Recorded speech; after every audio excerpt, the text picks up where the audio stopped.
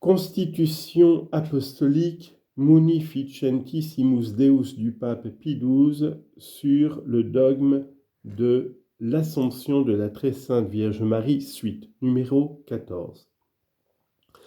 En effet, sous la direction et la conduite de leur pasteur, les fidèles ont appris par la Sainte Écriture que la Vierge Marie a mené au cours de son pèlerinage ici-bas une vie de soucis, d'angoisse et de souffrance. Ils ont su de plus que c'est réaliser la prédiction du saint vieillard qu'un glaive acéré lui transpercera le cœur au pied de la croix de son divin Fils, notre Rédempteur. Les fidèles ont également admis sans peine que l'admirable Mère de Dieu, à l'image de son Fils unique, quitta cette vie. Mais cela ne les a aucunement empêchés de croire et de professer ouvertement que son corps si saint ne fut jamais soumis à la corruption du tombeau et que cet auguste tabernacle du Verbe divin ne fut pas réduit en pourriture et en poussière. Bien plus, éclairés par la grâce divine et poussés par leur piété envers celle qui est la Mère de Dieu et aussi notre très douce Mère, ils ont contemplé dans une lumière chaque jour plus vive l'admirable harmonie et concordance des privilèges que Dieu, dans son infinie providence, a accordé à cette sainte associée de notre Rédempteur, privilège si élevé que nulle autre créature en dehors de Marie, sauf la nature humaine de Jésus-Christ, n'atteignit jamais pareil sommet. Cette même croyance est clairement attestée par d'innombrables églises consacrées en l'honneur de la Vierge Marie dans son Assomption. Elle est aussi par les images sacrées exposées dans les églises à la vénération des fidèles et représentant aux yeux de tous ce singulier triomphe de la bienheureuse Vierge. En outre, des villes, des diocèses, des régions furent placées sous la protection et le patronage spéciaux de la Vierge Mère de Dieu élevée au ciel. Pareillement, des instituts religieux approuvés par l'Église furent créés qui portent le nom de ce privilège de Marie. On ne doit pas non plus passer sous silence que dans le rosaire marial, dont le Saint-Siège apostolique recommande tant la récitation, est proposé à la méditation un mystère ayant trait, chacun sait, à l'Assomption au ciel de la bienheureuse Vierge. Mais cette foi des pasteurs de l'Église et des fidèles s'est manifestée d'une façon universelle et plus éclatante lorsque depuis les temps anciens, en Orient comme en Occident, furent célébrées des solennités liturgiques en l'honneur de l'Assomption.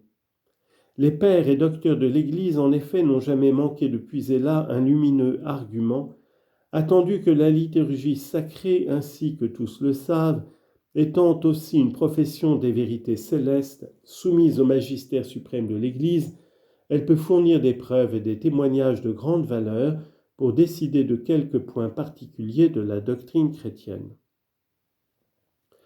Dans les livres liturgiques où l'on trouve la fête soit de la Dormition, soit de l'Assomption de la Sainte Vierge, il y a des expressions en quelque sorte concordantes pour attester que lorsque la Sainte Vierge Mère de Dieu quitta cet exil pour les demeures éternelles, il arriva pour son corps sacré, par une disposition de la divine providence, ce qui était en harmonie avec sa dignité de Mère du Verbe incarné et avec les autres privilèges qui lui avaient été accordés.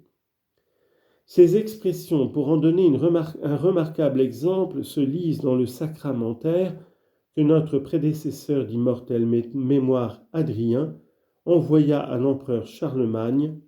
Il y est dit en effet « Vénérable est pour nous, Seigneur, la fête de ce jour, en laquelle la Sainte Mère de Dieu subit la mort temporelle, mais cependant ne put être humiliée par les liens de la mort, elle qui engendra de sa chair ton Fils notre Seigneur. » Ce qu'indique dans sa sobriété verbale habituelle la liturgie romaine est exprimé avec plus de détails et de clarté dans les autres livres de l'ancienne liturgie, tant orientale qu'occidentale.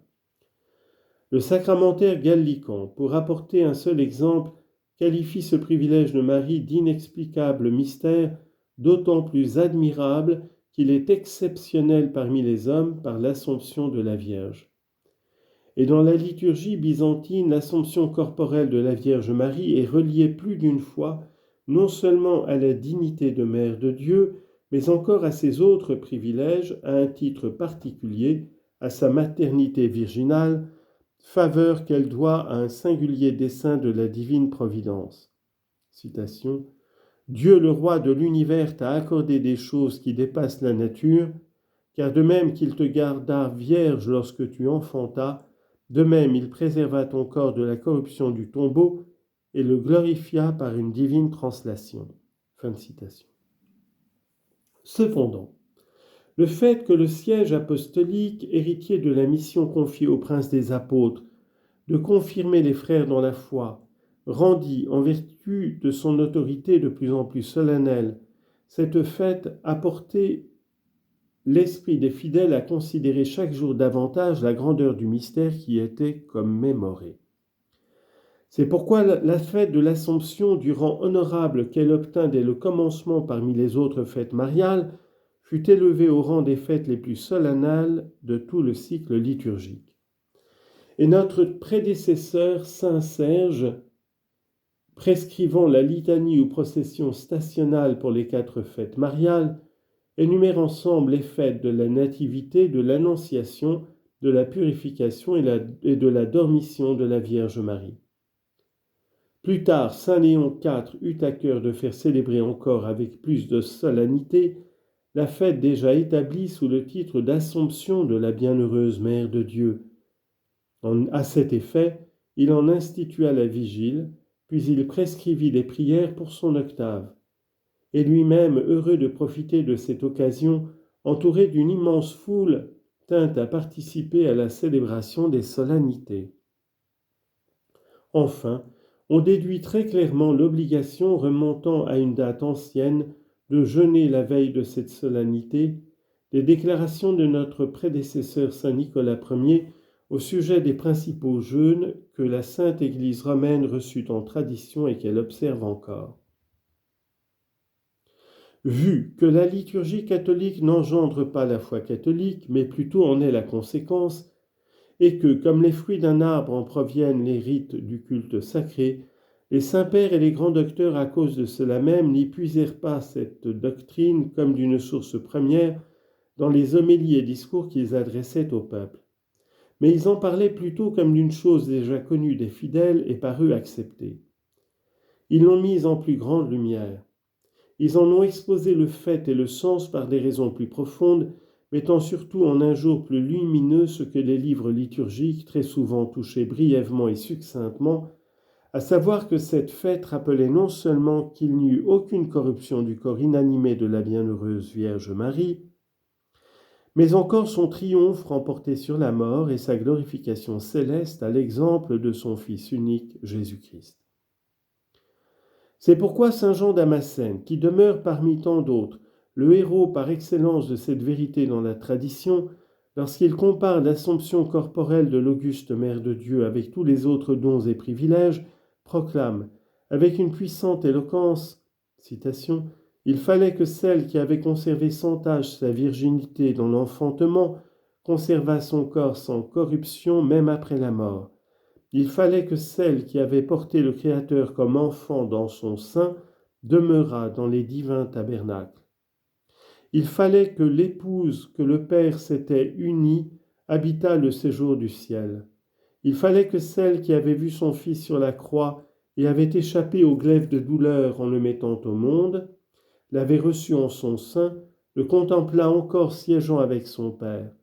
Il fallait que la Mère de Dieu possédât tout ce qui appartient à son Fils et qu'elle fût honorée par toute créature comme la Mère de Dieu et sa servante. » Fin de citation. Cette voix de saint Jean Damascène répond fidèlement à celle des autres qui soutiennent la même doctrine. Car on trouve des déclarations non moins claires et exactes dans tous ces discours que les pères de la même époque ou de la précédente ont tenu généralement à l'occasion de cette fête. C'est pourquoi, pour en venir à d'autres exemples, saint Germain de Constantinople estimait que l'incorruption du corps de la Vierge Marie, Mère de Dieu, et son élévation au ciel, non seulement convenaient à sa maternité divine, mais encore à la sainteté particulière de son corps virginal. Citation. « Tu apparais comme il est écrit en splendeur, et ton corps virginal est entièrement saint, entièrement chaste, entièrement la demeure de Dieu, de sorte que de ce fait, il est ensuite exempt de tomber en poussière. Transformé dans son humanité en une sublime vie d'incorruptibilité, vivant lui-même et très glorieux, intact et participant de la vie parfaite. » Fin de citation. Un autre écrivain des plus anciens déclare, à titre donc de très glorieuse mère du Christ, le Sauveur notre Dieu, auteur de la vie et de l'immortalité, elle est vivifiée dans une incorruptibilité éternelle de son corps par celui-là même qui l'a ressuscité du tombeau et l'a élevée jusqu'à lui comme lui seul la connaît.